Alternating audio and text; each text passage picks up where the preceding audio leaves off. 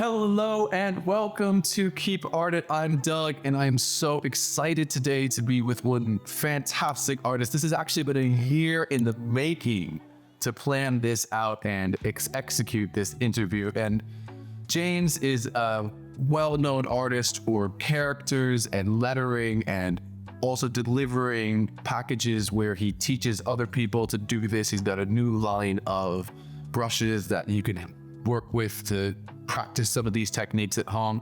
And without any further ado, the amazing, the incomparable, the wonderful James Royce. Thanks, Doug. What an intro. Appreciate it. I did try it. He's worked with You've worked with what? You've worked with Rolls-Royce? Yeah, so Amazon, Samsung, Rolls-Royce, as you mentioned, Nickelodeon. Oh my God. Oculus. What else? It's fun. I'm jealous. So, if you don't know, I first and foremost go check out his TikTok or his YouTube, James L. Lewis, and you'll see some amazing reels and videos and all this kind of wonderful content around your creative process. And I'd like to start there. Sure. So, what is your favorite thing to paint? Well, lately I've been painting a lot of cartoon characters. Prior to that, I did sign painting and lettering for a few years. I taught myself that. And I basically learned how to paint in that style. And then I started thinking about ways that I can take that into a new space, take that sort of painting technique into like a new realm, I guess. And I painted a few like logos for a while. And I painted do you remember the old Pringles logo? Yeah, with the dude. Yeah, before they like modernized it, made it more simple. He had like a really cool brown mustache, also like nice outlines. Yeah. And so I painted that and I was like, okay, well that character painting and that logo was way more satisfying to paint than the actual lettering itself. So I thought, what would happen if I just painted characters? And I did a character painting and I recorded the painting process, put it on TikTok and Instagram. And it was Homer Simpson and it went crazy. Yeah. Got like 50 million views. I was like, okay, well, I guess I paint characters now. And I still did a little bit of lettering for a while, but there was a huge discrepancy between like my character painting videos were getting millions of views. And then the lettering videos were getting maybe like tens of thousands. And I was like, well, having an understanding of social media, like you need to obviously play to the crowd a little bit and give the people what they want. And every time I'd post a lettering video, that would sort of bring my standing down on the platform. So I was like, okay, well, I guess I'll do characters now and I'll try and find a way to carve out a niche in that area. So how many of the characters are self-driven and how many of the characters are commission-based? Because I mean, there's such a realm. I've seen enough of your work to know that, you know, they're often famous animated characters by and large. That's definitely a clear motif. But I do wonder how many of them are kind of you saying, you know what, Marvin the Martian. I love Marvin the Martian. I want to paint Marvin the Martian versus somebody else coming to you and saying, this is what I'd like you to create for me. I try to do as much like self-initiated projects as I can. So if I find if I'm actually interested in the character or I watched the show growing up and I know about the character and who they are, then I can actually paint them better. Yeah. So similar to like traditional portraiture where you were trying to like not just paint a person, you're trying to sort of capture who they are and their essence. I could do that a lot better if I'd seen the show that I'm painting the character from.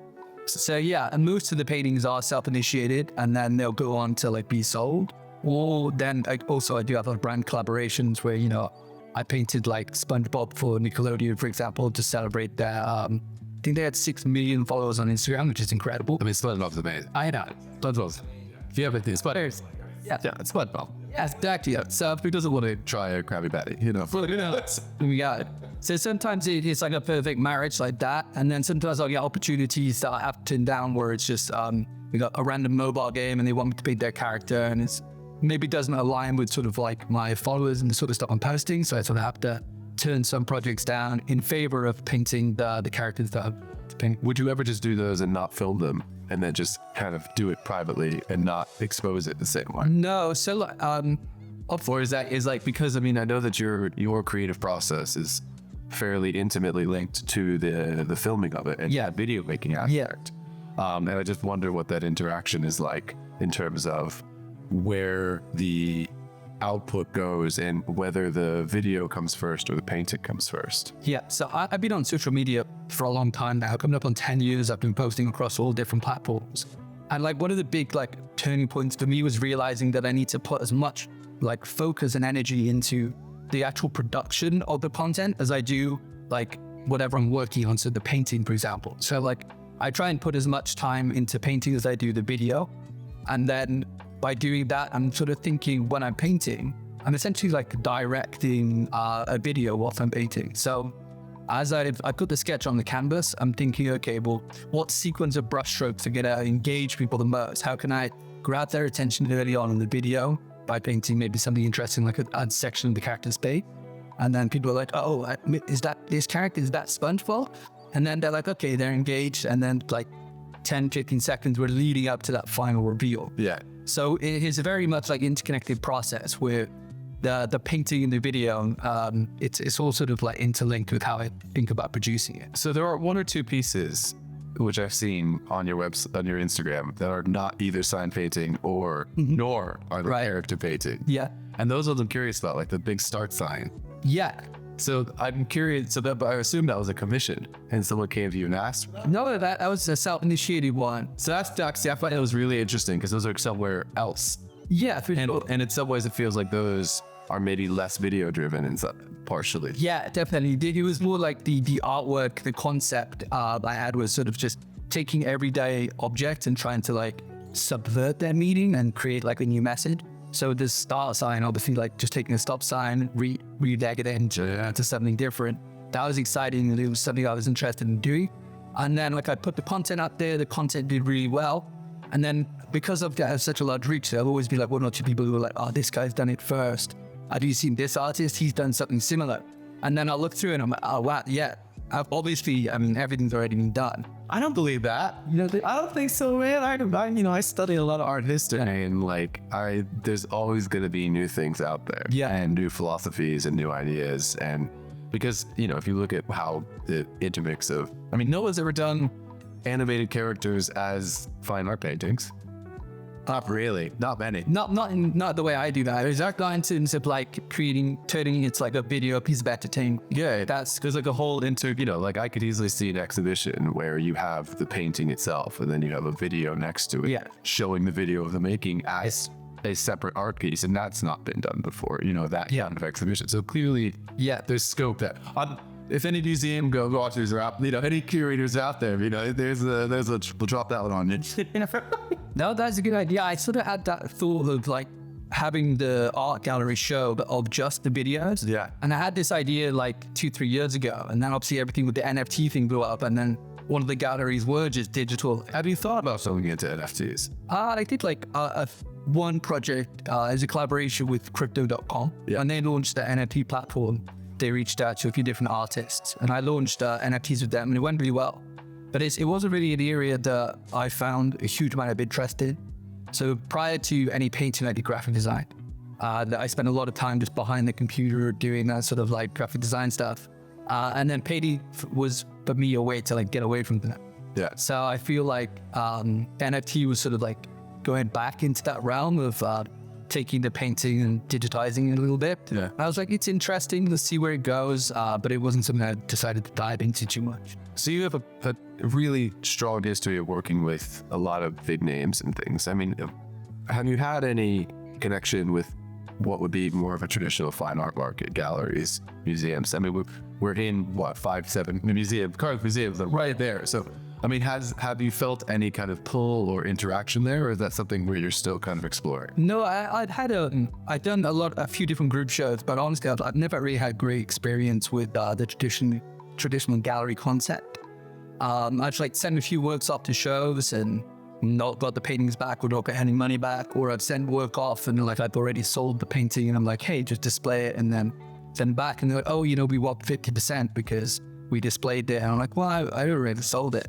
So like in terms of that, like I've not had great experiences with galleries, and being there, obviously I have a large social media following, I can just sell all of the paintings myself, right?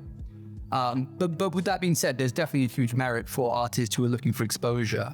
And if you can get with the right gallery, who will align with you and they have a good network of buyers or people interested in art, then it can really open you up to like new opportunities. But for me, I'm very much like a lone wolf, like I mentioned previously. Yeah. I'm happy to just sort of go at it myself and see what I can build, see what I can sell on my own. And then with that in mind, I think when I do a gallery show, when I do my first show, I had a little bit more leverage and be like, yo, I could already sell all of these pieces. If I'm going to do a show, then it's got to be worthwhile my time. Yeah.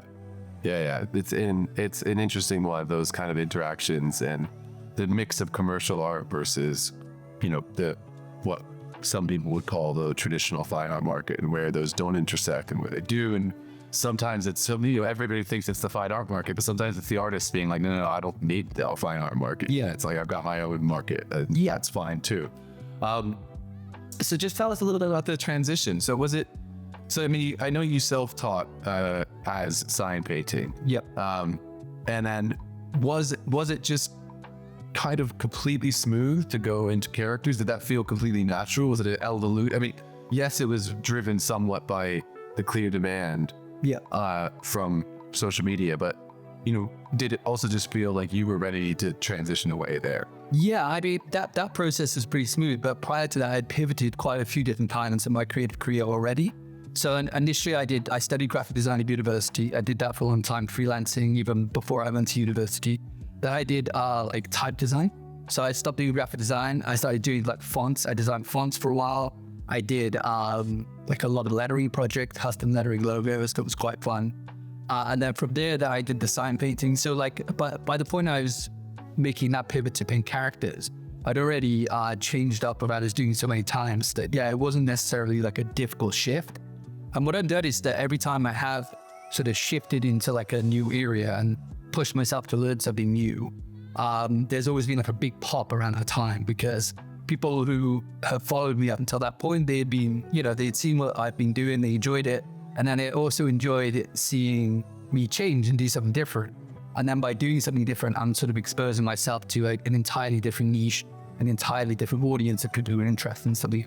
So it's really interesting because you use loads of different techniques as well. Like you go from airbrush to paintbrush to sable brush to, and it must be such a journey to go through those. And I am curious, I mean, I know what's it like teaching these things? I mean, have you noticed that some people, what's that experience been like? Has it changed how you actually approach the creativity yourself? Yeah, so teaching was an interesting thing for me because you really have to sort of go back and analyze yourself. So, but when I'm painting, a lot of it is just like it's muscle memory, understanding what feels comfortable to me. But if I go into the a teaching room and say, just do what feels comfortable for you, just relax and do this, people are going to be like, well, I don't really know how to do that. You're making it look easy, but when I do it, it's not that. So when I taught my 3D lettering workshop, which is I taught that prior to COVID, I really had to break everything down to the bare bones. And I was lucky enough to travel and teach that workshop. I went to Japan and Tokyo, and I was able to teach that to a room full of people who mostly didn't speak English. So I had a translator with me. So going into that, I sort of had to come to the idea that, I need to make this as simple as possible. So I really broke down the entire lettering process into easy steps so that even a child could come along to the workshop and start at nothing and then come away knowing how to draw 3D lettering and then also paint it as well. So that was really rewarding, building that course, teaching it as well, and seeing people who come into the workshop not knowing how to do these certain things, and then getting to teach them and see that look in their eye that they've achieved something. So yeah, I love teaching. Are you getting back into teaching now that kind of COVID's settled down a bit, or is it something that you're still, at this point, you're kind of I'm making a lot of paintings and I'm quite busy at the moment? Yeah, definitely not busy. No, my plan now is, so I taught 3D lettering workshop, then COVID happened, so I wasn't teaching at all. Yeah. And then during that time, obviously, I pivoted to characters. So I need to build an entirely new syllabus. Yeah. And my plan for that is to make it completely free. So I'm going to launch an online course that is going to be completely free, and essentially use that to showcase the products that I've been developing that actually make the painting process. Ooh, shall I show? That's a good segue. So I think it's really cool because James has actually got his own line of, is it brushes and paint? Yeah, brushes and paint. So these are the precise brushes. They're all fine sable hair brushes that are perfect for lettering, and the same ones you use in all your videos. Yeah, exactly. Yeah, I use these every day. Yeah, they're quite beautiful, actually. Yeah. Oh, hair is the best. Yeah, it's like, wait, the thing. But so yeah, these are the ones you can. I mean, I think you can get them online if you're interested, and through the website. Yeah. JamesLewis.com. These are precise.art. Precise.art. Yeah. We'll flash it somewhere on that thing. But yeah, they're beautiful, and I mean, it must be such a joy to. But I mean, it is such a precise thing. You must need the right tools. Definitely. Yeah. Like, you can't just use any old brushes and hope to get the same result. I mean, some people say, I should never blame the tools, but it's like if you have a very specific thing that you're trying to achieve, the tools do make a difference. Like I had videos where I was using all sorts of different brushes early on. I didn't know about sable hair brushes for a long time when I started painting. And you definitely can achieve a similar result, but it's going to take you 10 times the amount of time to achieve that. So like what these brushes are great at is that they'll allow you to sort of paint these precise lines in such a quick manner once you learn this sort of sign painting technique. So you're going to be able to achieve something that's more precise in less time using the right tools. So I think that for me was a huge turning point, because I have paintings like lettering paintings that I did years and years back where I'd spend 20 hours painting these letters. And then someone commented on it like, oh, have you tried sign painting? I think that is something you should really look into. And I looked into it. I was like, oh, wow, yeah. I almost got embarrassed for those videos where I'm painting with this tiny brush for like 20 hours. I actually thought, when I initially seen your videos online, I actually thought they were oils because of the texture and things like that. But it's interesting to know that they are. Have you ever used oils or anything like that? Because it is similar to fine lining on. Yes. You've worked with a few car companies, haven't you? Yes. Yeah. But those are those acrylics? Yeah, no, we did acrylics for that. That was a show piece. We didn't want it going out. That was the Rolls-Royce project. Yeah. So that was just for like an event. They wanted me to come through, create a piece of content, and then show the logo painted on the car. Yeah. It wasn't going to be like driven. It's pretty cool though. Yeah, no, it was amazing. Oh yeah, going to factories is always cool. It was a really unique experience. I'd never been to like a car factory. My first one to be Rolls-Royce was incredible. It's barely a factory, to be fair. It's like all handmade everything. Yeah, exactly. Yeah, it's like reading factory is a loose term. Yeah, it's like an art factory. You have like artisans in there. It's sort of the way it was structured was sort of like this huge open space. And then there's like partition where you have like different people working on different aspects of the car, all like highly skilled craftspeople doing like intricate science. And the way that they do it there is pretty much every vehicle that goes out is customized. So you can have like all sorts of things included in your car. Best, so that's what must be up there, but best client experience. But you don't have to name them, but best client experience. Best clients. Last year, around this time, I had to work with... There's a follow-up to that, obviously. Okay. I got to work with Penguin Publishing and The Snowman. Oh, yeah, I remember that. So they saw that for you. Yeah, so I got to get out to London, and I did it. We were in like, I can't remember the space, but we were in sort of like an auditorium, and I was teaching people how to like draw and paint the snowman. And it was chaos, because I mean, most of the people there, it was like a family event. So we had like lots of like young children running around trying to paint, and now like parents trying to like get involved. And to be fair, I was mostly speaking with the parents, and they were drawing, but that was a really fun experience. I like it where I get to sort of engage with people, also create art. We obviously did like a piece of content with it as well. But I like it where I can create a piece of art, but also get to engage with people in the real world as well. So it's worst client experience. Worst terror story. Yeah. Like, oh my God, this is going so bad. The worst project, then I don't know if I can actually name one project. It's the ones where there's just so, like, for lack of a better word, anal about what they want. So they're essentially, the way it usually works is I'll have, the brand will have a campaign, and then they'll reach out to like a creative agency, and then that creative agency will then hire maybe 10 or 20 content creators to produce a piece of content or a piece of art to like promote whatever they're promoting, right? And what sometimes happens is that I'm ending up like emailing one person, and then they have to email 5 people for approval, and then I get 5 different emails from different people with different ideas. Those are always the worst projects, where you just have way too many people involved. Too many cooks in the kitchen. Yeah, exactly. So now I'm very selective with the projects I take on now, and I'm very like, I make sure to write in the contract that I have full creative control. And like, obviously I'll abide by what they want and we'll agree beforehand, but I just make sure in the contract that like I have final say over the creative. My experience is that there's two ways that can go bad. There's either too many cooks in the kitchen or there's no cook in the kitchen. Yeah. Either one of which is problematic. Like, if you don't have someone there making the decisions, it's problematic. But if you have too many people in there chipping in as well, it's also problematic. So, like, is that kind of like, what, 2 people, 3 people? Yeah, at the hour, you know. Yeah. I didn't get past that. Like, Yeah. I think that's.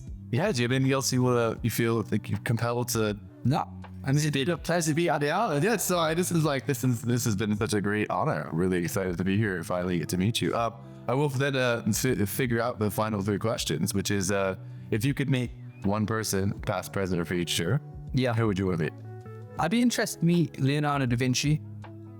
He's an interesting character and he did a lot. I think that'd be interesting. Yeah. Yeah. Okay. And favorite band? Favorite band?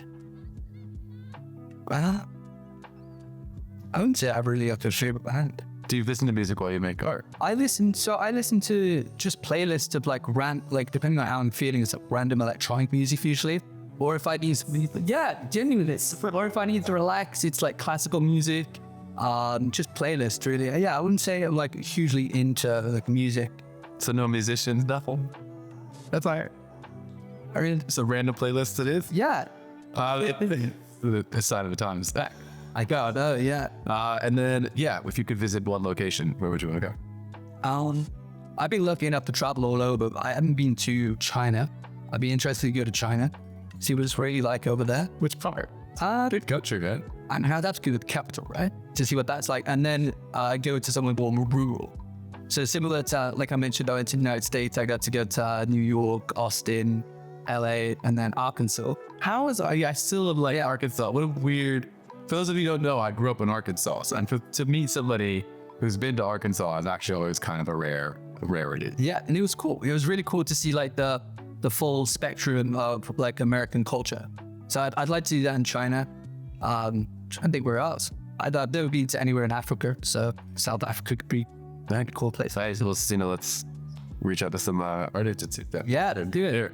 But yeah, it's been a great pleasure to meet you and chat and hear your process and your journey and the work that you create and how you make it.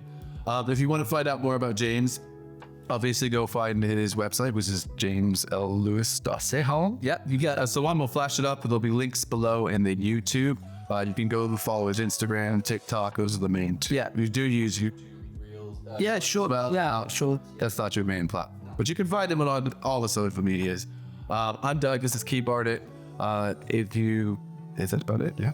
Right. I think of that. All right. Well, yeah. And then, I'm Doug. This is Keep Art It. And that's exactly what you should do. Thank you so much for tuning in. And if you have other people that you want to see us interview, please drop them in the comments below. If you want to see James paint any specific characters, and we'll do what we can to get those messages through. But you can let me know. Reach out anytime.